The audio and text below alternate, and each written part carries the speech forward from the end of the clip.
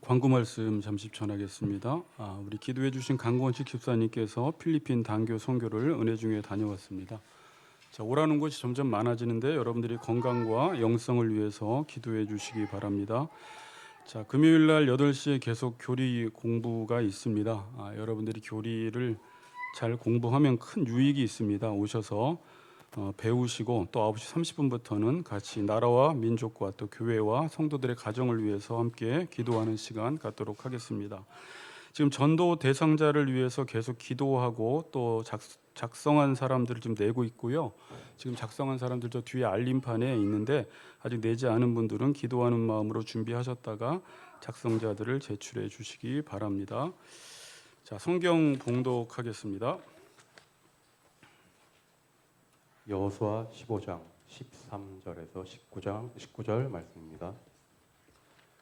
여호와께서 여호수아에게 명령하신 대로 여호수아가 기럇 아르바 곧 헤브론을 유다 자손 중 분깃으로 여분네 아들 갈렙에게 주었으니 아르바는 아낙의 아버지였더라.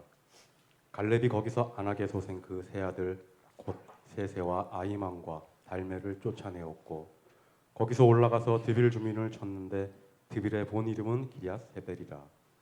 갈렙이 말하기를 기럇세벨을 쳐서 그것을 점령하는 자에게는 내 딸 악사를 아내로 주리라 하였더니 갈렙의 아우 그나스의 아들인 온니엘이 그것을 점령함으로 갈렙이 자기 딸 악사를 그에게 아내로 주었더라.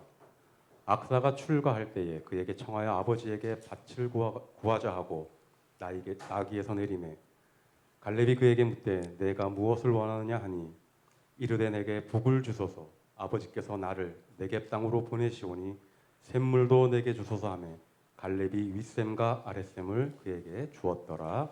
아멘. 네, 감사합니다. 자, 오늘 제목은 책임지는 자라는 제목을 가지고 말씀을 나누겠습니다. 같이 인사합시다. 책임지는 삶을 삽시다. 좀 부담스럽지만.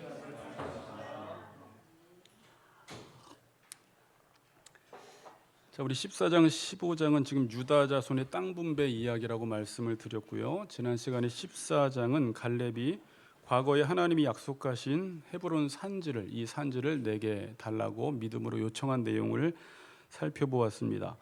그리고 오늘 15장은 이제 유다 지파에게 분배된 땅과 그들이 받은 그 한 120 성읍들이 쭉 나열돼 있어요. 오늘 이정민 집사님 이걸 다 읽었으면 읽기도 힘들었을 텐데 그 앞부분은 이제 유다 자손이 받은 분배받은 그 땅의 경계에 대해서 나와 있고 오늘 갑자기 뜬금없이 13절부터 19절까지 본문을 읽었는데 또 갈렙 이야기가 또 등장을 합니다. 그리고 20절부터 마지막 절까지는 유다 지파가 받은 그 성읍들이 한 120개 성읍들이 쭉 기록되어 있는 것이 오늘 본문의 내용입니다.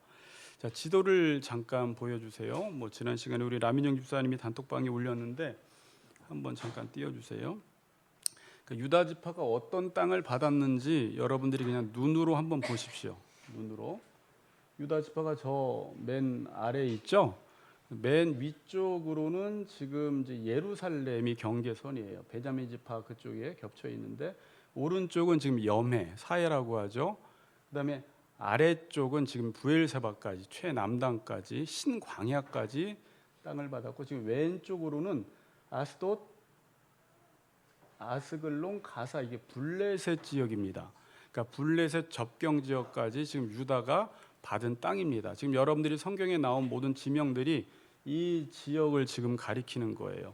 집에 가셔서 하나 이렇게 복사하셔서 하나 붙여놓고 계속 보시면 유익이 될 것 같습니다.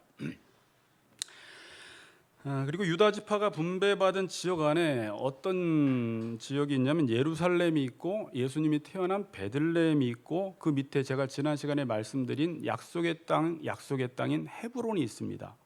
네.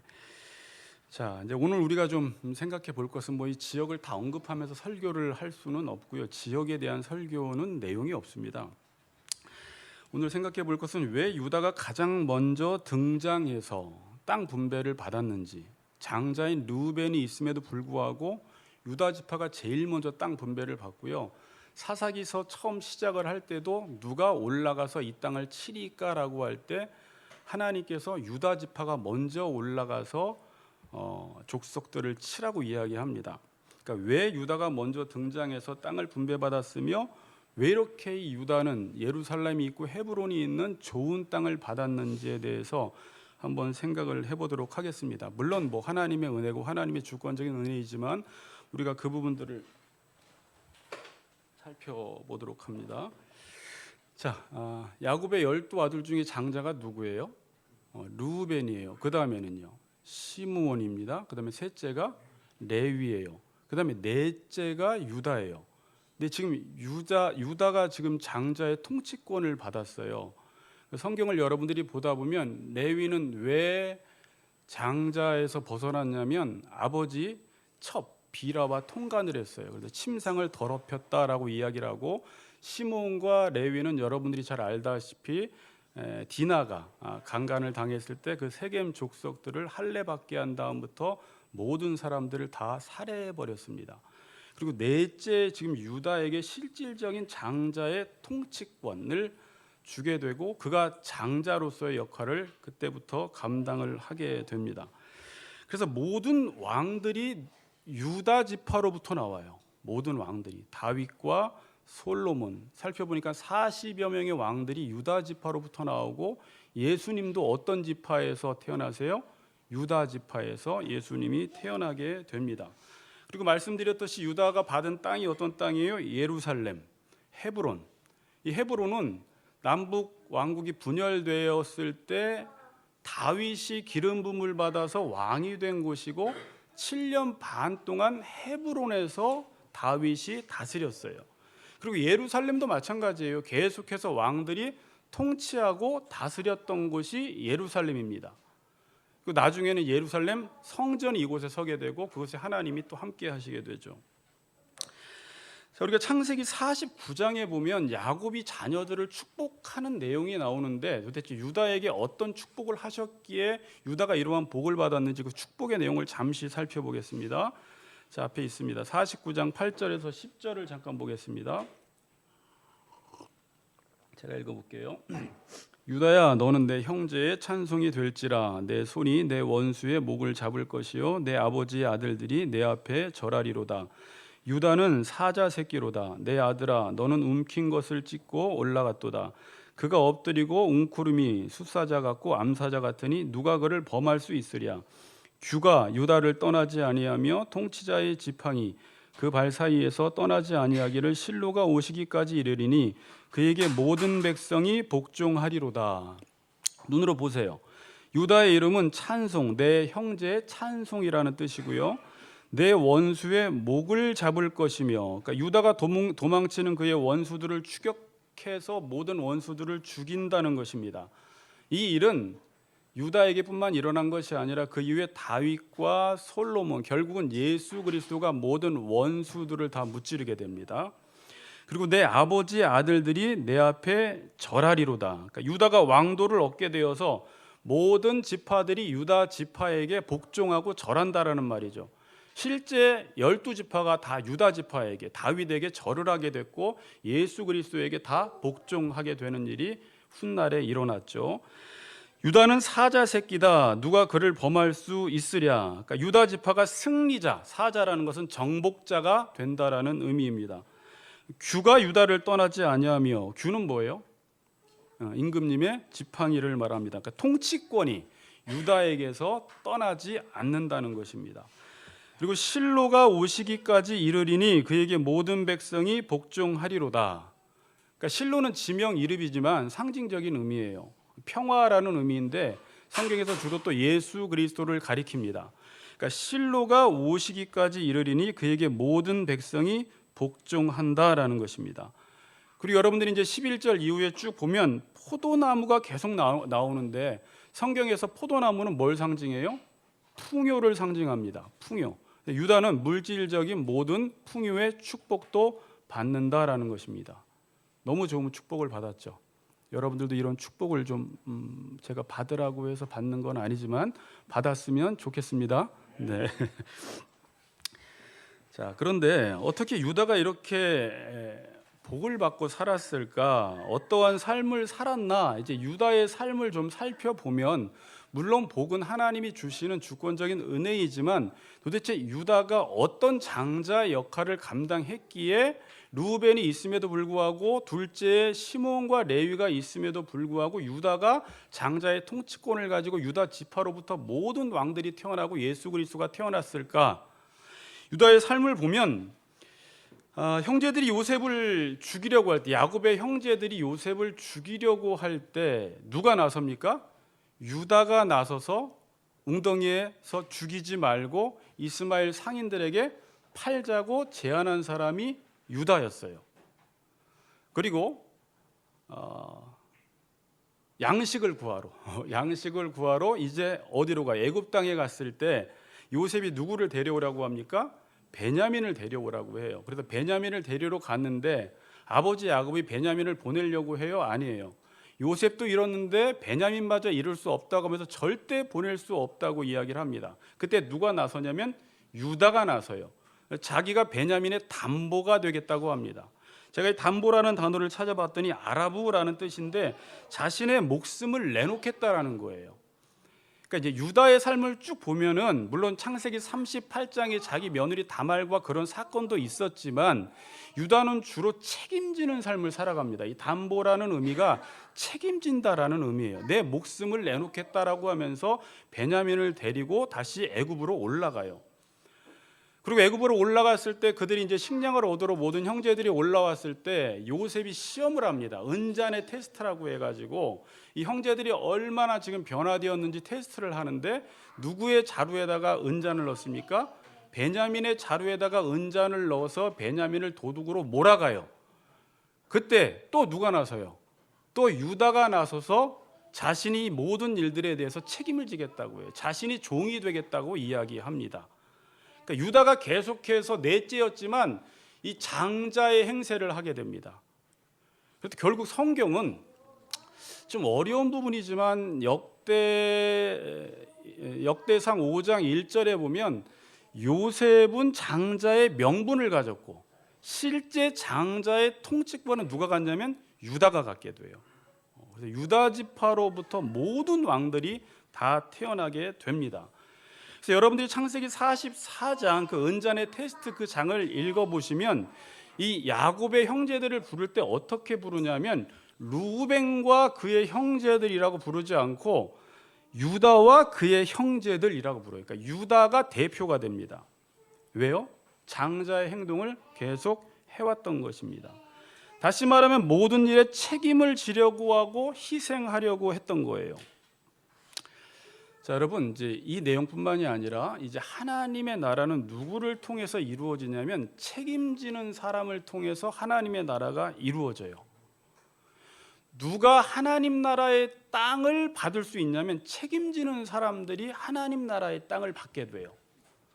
자, 여러분 보통 그럼 제가 여기서 오늘 여러분 책임지는 삶을 삽시다 그러면 아멘으로 여러분들이 화답을 하지만 솔직히 책임지고 싶어하는 사람들이 없어요. 우리는 보통 책임져라 그러면 너무 힘들어해요. 제가 청년 사역을 할 때 이 책임진다라는 것에 대해서 가르쳐주면 청년들이 되게 거부 반응을 일으켜요. 교인들에게도 권사님이 책임지세요, 집사님이 책임지세요, 전사님이 책임지세요라고 하면 그 책임진다라는 말은 마치 자기가 독박을 쓴다고 생각을 해요. 근데 성경에서는 책임진다라는 말이 내가 모든 것들을 다 책임지라는 말이 아니에요. 성경에서 책임지라는 말을 여러분들이 잘 이해하셔야 됩니다.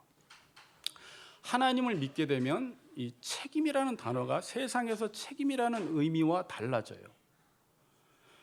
여러분 책임을 진다라고 할 때 전제가 뭐냐면 하나님이 은혜를 주신다라는 게 전제가 되어 있어요. 자, 어떻게 우리에게 은혜가 왔냐면 잘 들으세요. 하나님의 언약에 의해서 우리가 하나님의 백성이 됐고 하나님의 언약에 의해서 하나님으로부터 우리가 땅을 받았어요. 그러니까 책임 전에 은혜라는 것이 전제가 되었다는 것은 성경에 내가 무엇을 줄게 너는 이것을 해. 이것을 해가 책임인데 그 책임을 지면 하나님이 우리에게 주신다고 하신 것을 받게 되는 거예요. 그러니까 책임을 진다라고 하는 이 말 안에는 복의 내용이 숨겨져 있는 거예요. 하나님께서 너희들은 무엇을 하면 가나안 땅을 받을 수가 있어라고 하지 않고 먼저 가나안 땅을 줄 테니까 너희들은 가나안 땅을 밟아 그래요. 그 민족들을 쫓아내라고 합니다. 그럼 우리는 너 그 가나안 땅을 밟아 그 민족들을 우리 라민정 집사님이 쫓아내십시오 그러면 왜 나한테만 저런 말을 하지, 왜 나한테만 저렇게 큰 부담을 주지라고 생각을 하는데, 그 가나안 땅을 밟으라고 하기 전에 하나님께서 뭘 약속하셨다고요? 가나안 땅을 주겠다고 이야기했기 때문에 책임을 지는 사람만 가나안 땅을 소유하게 되고, 이 가나안 땅이라는 말은 하나님의 복을 받게 된다라는 거예요.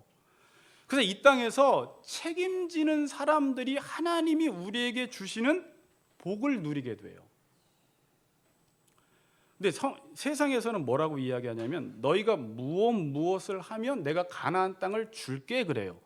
복을 줄게라고 하지만 이 세상에서는 죽었다 깨어나도 여러분들이 아무리 노력해도 모든 조건을 다 갖춰도 가나안 땅 하나님이 주시는 복은 절대 받을 수가 없습니다. 그래서 하나님께서 이스라엘 백성들에게 너희들이 가나안 땅에 들어가면 가나안 백성들과 언약을 맺지 말라는 거예요. 왜 우리가 가나안 백성들과 언약을 맺어요? 바알과 아세라를 섬기면 풍요와 축복을 허락해 준다라는 그 말은 거짓말이라는 거예요. 그러니까 인간의 노력으로는 가나안 땅 하나님이 주시는 복을 절대 소유할 수가 없습니다. 그러니까 하나님이 주시는 복 있잖아요. 우리 성도들 중에서도 어떤 사람은 세상적으로 잘 살 수도 있고 못 살 수도 있고 돈이 많을 수도 있고 없을 수도 있는데 복을 받은 사람들이 있어요. 그러니까 이 세상에서는 내가 아무리 노력해도 얻을 수 없는 것이 어떤 사람이나 어떤 가정이나 어떤 개인에게 있는 걸 보니까 그건 하나님이 주신 거예요. 그럼 그 사람이 어떠한 삶을 살았느냐를 봤더니 그냥 하나님이 하라고 하는 일, 하나님이 약속한 그 약속을 믿고 갈렙처럼 이 땅을 내게 달라고, 그러니까 이 땅을 내게 달라고 하는 사람은 어떤 사람이 달라고 하냐면 하나님의 약속을 철저히 믿는 사람이 책임지도록 되어 있어요. 그러니까 책임은 내가 지고 싶다고, 저 산지를 내가 용기 있게 달라고 한다고 해서 모든 사람들이 그 산지를 달라고 하지 않아요. 여러분들이 지난 시간에 갈렙 설교를 들었다고 해서 그런 헤브론 산지를 보고 적군들이 있는 땅을 바라보면서 목사님 내가 저 일을 하겠습니다라고 나서는 사람 없습니다. 그럼 어떤 사람이 나설까요? 하나님이 그 땅을 너희에게 주었다라고 이 약속의 말씀을 확신 있게 믿고 붙들고 있으면 그 약속 자체가 힘이 있어서 책임지는 삶을 살도록 만드는 거예요. 그래서 믿음 있는 사람들은 우리 모든 관계 속에서, 우리의 모든 삶 속에서 어떤 하나님이 기뻐하시는 일이 있다면, 그것이 하나님의 약속이라면 용기를 내버려요. 저 일을 하면 하나님의 복을 받겠구나.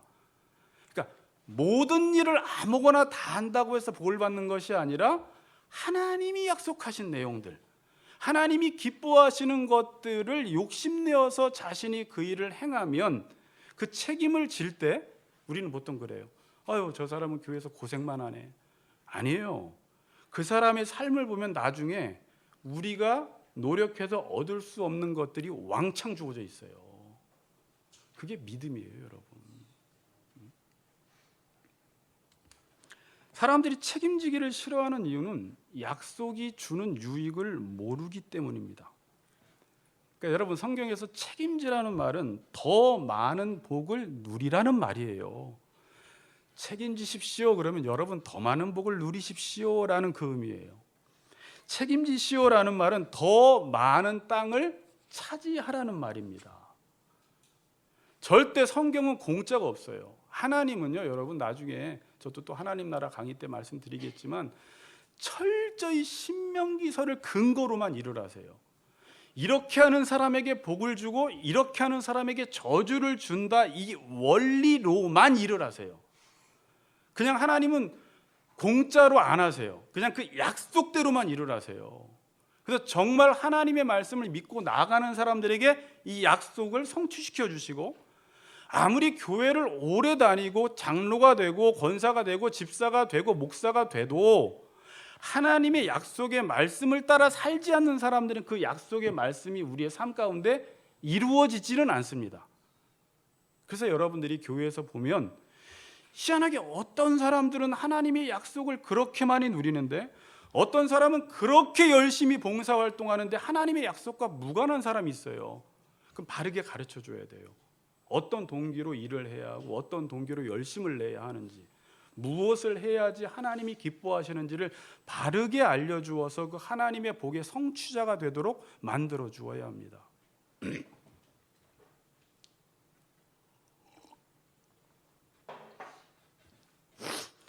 자, 그래서 유다를 책임질 곳으로 하나님이 보내세요. 또 여러분, 아까 접경지대, 그 블레셋과의 접경지대에 아무 지파나 안 보내세요. 블레셋 옆에 유다 지파를 준 이유는 누구 보고 블레셋을 치라는 거예요. 유다 보고 블레셋을 치라는 거예요. 다른 지파를 주면 블레셋을 치지 않습니다. 근데 유다 지파는 책임지는 지파예요. 장자 역할을 감당하기 때문에 하나님이 블레셋을 누구에게 맡기냐면 유다에게 맡기세요. 여러분, 블레셋이 어떤 민족이에요? 가나안 땅에서 가나안 민족 중에 가장 용맹이 있고 세고 역사적으로 보면은 계속해서 이스라엘 백성들을 괴롭히고 공격한 민족이에요. 근데 이 민족을 누구에게 맡겼어요? 유다에게 맡겼어요. 여러분들이 유다라고 생각해 보세요. 블레셋이 내 옆에 있어. 하나님이 나보고 치래. 좋아요, 싫어요? 싫어요? 아니, 방금 설교 들었는데 싫다고 하면 설교가 안 되잖아요. 자, 이제 일반적으로 우리가 하나님을 믿지 않았을 때에는 왜 블레셋을 내 옆에 주었을까 하면서 불평할 수 있고, 블레셋을 치려고 할 때 군사력이나 전술들을 비교하면서 승산을 따지지만, 지금 하나님 나라의 원리를 제가 여러분들에게 계속 가르쳐줘도 잘 이해를 못하는 것 같은 게, 이미 하나님께서 가나안 땅을 줬다고요. 블레셋도 줬다고요. 그래서 유다에게 블레셋 접경지대 유다 지파를 그 땅을 허락하신 다음에 블레셋을 치라는 것은 약속만 믿고 치면 칠 수 있다는 거예요. 그거를 사무엘상 17장에 다윗이 가드 지방에서 골리앗이 나타났을 때 모든 장군들이 벌벌벌 떨지만 다윗은 여호와 하나님을 믿고 여호와 하나님의 언약을 믿는 사람이기 때문에 만군의 여호와의 이름으로 나와서 물맷돌을 던졌을 때 골리앗이 쓰러지는 거예요. 그 원리로 앞으로 승리가 이루어진다라는 거예요. 다윗 왕 때에 땅이 가장 넓었어요. 단에서부터 부엘세바까지. 그럼 그 말은 뭐냐면 다윗은 평생 동안 싸움만 했다는 거예요. 다윗은 평생 동안 책임지는 삶을 살았다는 거예요. 다윗은 평생 동안 영적 전쟁만 했다는 거예요. 자, 여러분, 하나님 나라의 백성의 삶은 그냥 돈이나 세면서 그냥 교회에서 높은 자리에 앉아서 지휘나 하면서 평안한 삶을 살도록 하나님이 절대 그런 복은 안 주세요. 우리의 복은 뭐냐면 책임지는 삶이 복이에요. 그러니까 많이 싸운다라는 것은, 많이 영적으로 싸운다라는 것은 그 사람이 받을 복이 많다라는 것이죠. 그렇지 않겠어요? 좋은 분 있으면 안 돼요. 잘 들어보세요. 그러니까 여러분, 싸운다라는 것은 내가 하나님으로부터 땅을 받을 기회가 많아진다라는 뜻이에요. 자, 책임이라는 거 이해하셨어요? 그래서 유다 지파에게 블레셋을 맡깁니다. 자, 그래서 여러분 이제 오늘 좀 적용을 해보면, 하나님이 무언가를 말씀하셨는데 말씀대로 이루어지지 않은 곳이 있다면 여러분들이 그것을 정복해 나가세요.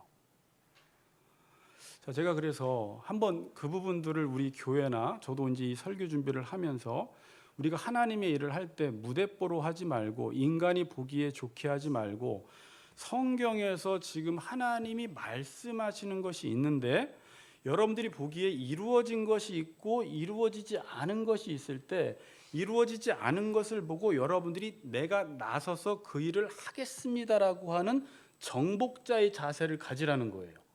그러니까 정복하라는 말은 불상을 깨부수라는 게 아니라 이 사회를 보고 교회를 보고 여러분 우리 교회를 보고 어떤 성도들을 보았을 때 하나님의 약속이 있는데 내가 조금만 섬기면 내가 희생하면 그 약속이 이루어질 것 같은 사람들 있죠. 우리 교회가 이미 예수님이 머리 되셔서 충만하신데 어떤 일을 할 때 우리 교회가 정말 성령 충만해져서 머리 되신 예수 그리스도에게까지 자라갈 수 있을까? 그 일들이 여러분들의 눈에 보이면 그 일들을 용사가 되어서 정복해 나가라는 거예요. 그러면 하나님이 여러분들에게 그 은혜와 복을 주신다는 것입니다.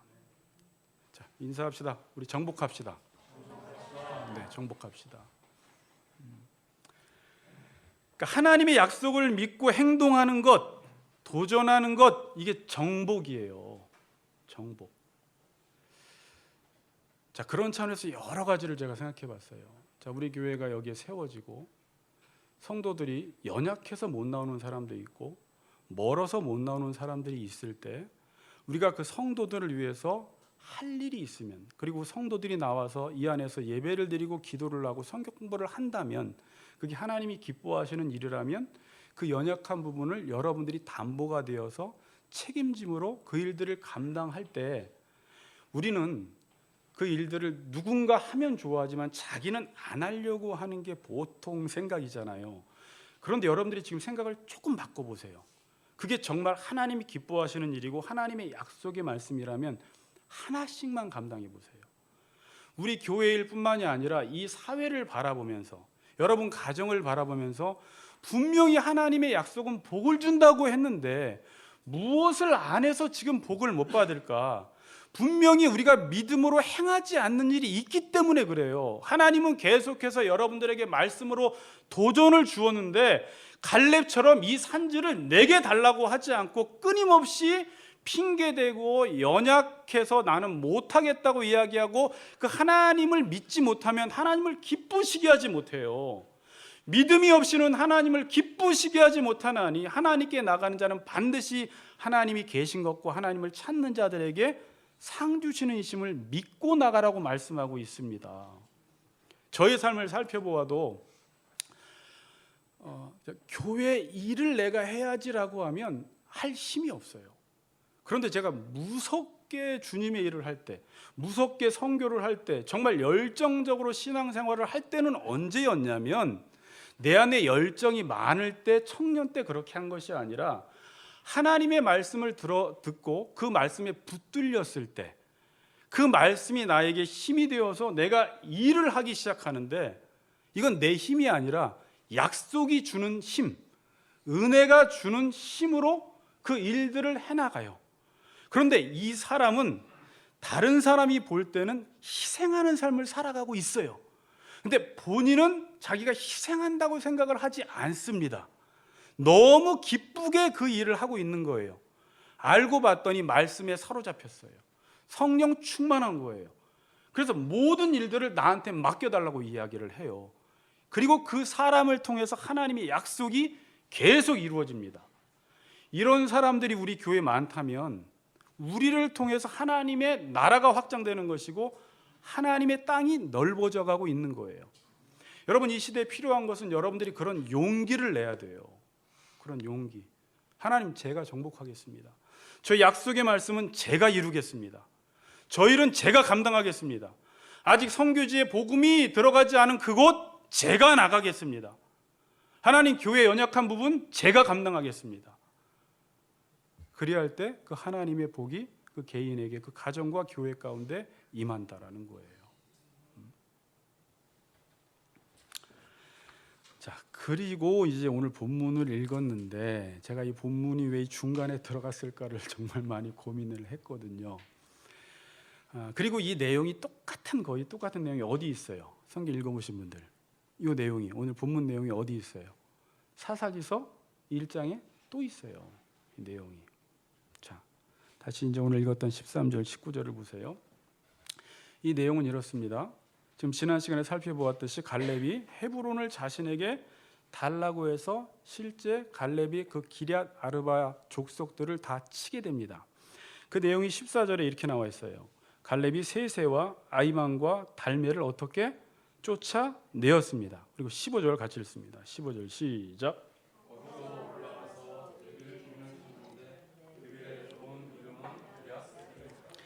갈렙이 말하기를 기럇 세 배를 쳐서 그것을 점령하는 자에게는 내가 내 딸 악사를 아내로 주리라 하였더니, 자, 지금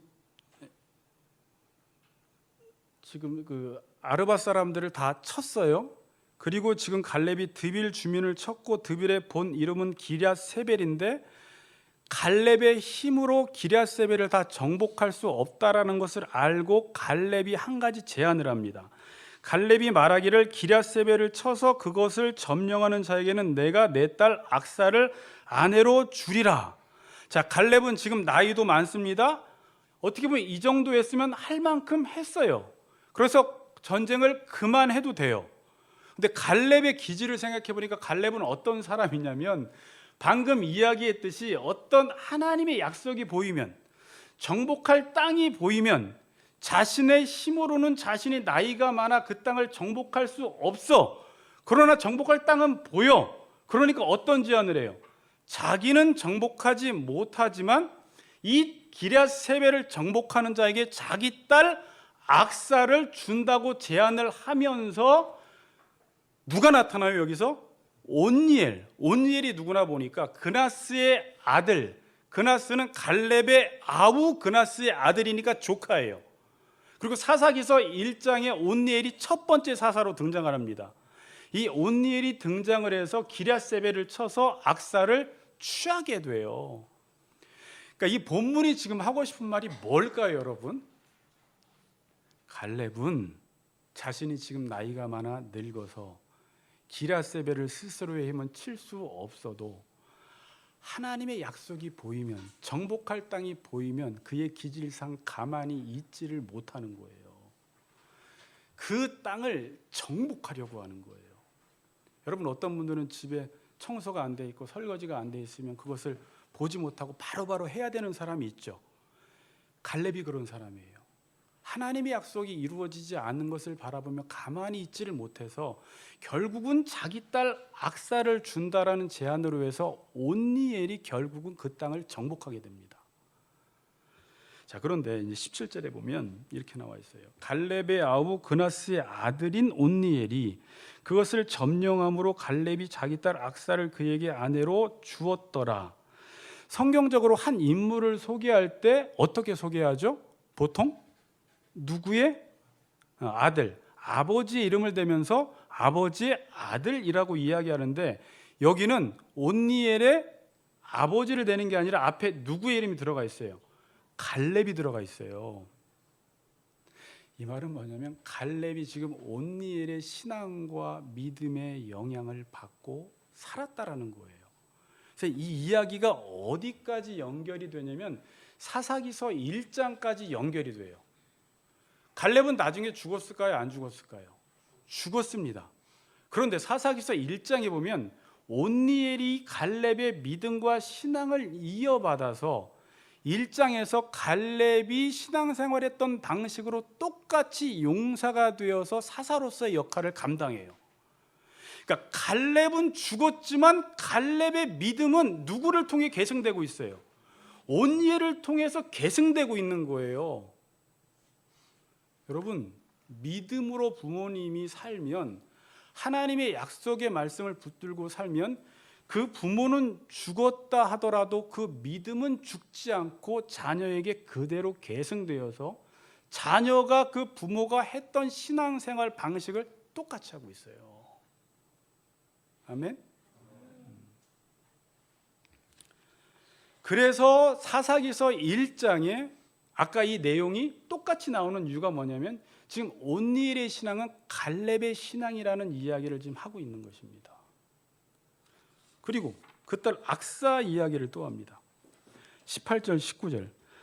자기 딸 악사도 아빠를 닮아서 이 하나님이 주시는 복에 대한 사모함이 있어요. 자, 18절 19절 제가 읽어볼게요. 악사가 출가할 때에 그에게 청하여 자기 아버지에게 밭을 구하자 하고 나귀에서 내리매 갈렙이 그에게 묻되 내가 무엇을 원하느냐 하니 이르되 내게 복을 주소서 아버지께서 나를 네겝 땅으로 보내시오니 샘물도 내게 주소서 하며 갈렙이 윗샘과 아랫샘을 그에게 주었더라. 이 말이 쉽게 풀면 아버지 나에게 복을 주세요. 우리에게 남쪽에 있는 땅도 주셨는데 샘물도 달라는 거예요. 한마디로 19절에 이르되 내게 복을 달라는 거예요. 근데 이 복이 단어가 어떤 의미냐면 바라크예요. 이 바라크라는 의미는 창세기부터 계속 나오는 복의 의미입니다. 하나님이 아브라함에게 복을 주신다고 할 때 그 복, 창세기 28장의 복과 저주를 선포할 때 그 복을 말하는 건데 이 바라크는 여러분 지금 여기서 악사가 하나님 나에게 바라크를 주세요라고 하지 않고 뭘 달라고 이야기해요? 샘을 달라고 이야기를 해요. 성경에서 샘은 상징적인 의미가 있어요. 이 샘의 의미는 히브리어로 페게라는 단어인데 분출하다, 솟아난다라는 개념에서 유래되었어요. 그러니까 샘은 근원, 공급원이 되어서 계속 분출하고 솟아나는 거예요. 여러분 하나님이 어떤 분이세요? 생명의 근원이 되시고 복의 근원이 되시는 분이세요. 지금 이 악사는 뭘 구하냐면 그 하나님의 복을 구하는 거예요. 누가 하나님의 복을 구하며 일평생 살아갔어요? 자기 아버지 갈렙이 하나님의 약속을 일평생 구하며 노인네가 되어서 85세가 되어도 아무도 점령하지 않으려는 그 땅을 갈렙이 이 산지를 내게 달라고 요청할 수 있었던 이유는 용감해서 그런 것이 아니라 하나님의 약속을 너무 강력하게 믿기 때문에 그 말씀은 책임지는 사람을 통해서 이루어지기 때문에 이 산지를 내게 달라고 요청할 수 있는 용기가 있었던 거예요. 그런데 누가 그렇게 살아가요 지금? 그의 딸 악사가 이 하나님의 복, 하나님의 약속에 대한 사모함을 가지고 살아간다는 사실을 보여주고 있는 거예요. 갈렙의 믿음은 그의 딸 악사에게, 그의 사위에게 이어져서 사사기서 1장이 시작되는 사사기서를 여는 관문에서 첫 번째 사사 온니엘이 등장해서 갈렙은 죽었지만 갈렙의 신앙과 믿음이 사사기서에서 또 일하기 시작하는 것입니다. 이게 하나님이 주시는 복이에요. 제가 오늘 설교 제목은 책임지는 자인데 여러분들이 다시 한번 집에 돌아가셔서 책임진다라는 것이 무엇인지, 왜냐하면 이 시대 젊은이들이 책임을 지려고 하지 않고 어른들도 마찬가지예요. 책임지는 삶을 살려고 하지 않아요. 어떻게 해서든지 책임을 회피하고 자기가 얻을 유익만을 먹고 떨어져 나가요. 근데 교회에서 이런 일들이 지금 발생하고 있어요. 예전에 우리 어른들은 그래도 하나님을 믿는다면 순수하게 믿고 그 약속의 말씀을 믿고 살아갈 때 하나님이 주시는 복들을 많이 누렸는데 지금 이 시대 책임을 지려고 하지 않아요. 다시 이 시대가 부흥하려면, 교회가 바르게 서려면 우리 성도들이 하나님의 약속의 말씀을 믿고 책임지는 삶을 살아갈 때, 정복자로서 정복하는 삶을 살아갈 때 하나님을 기쁘시게 하는 것이고, 그 사람을 통해서 하나님의 나라가 이루어지고 우리 교회가 든든히 세워 나갈 줄 믿습니다. 책임지는 삶을 사는 우리 같이 걷는 교회 성도님들 되시기를 주님의 이름으로 축복합니다.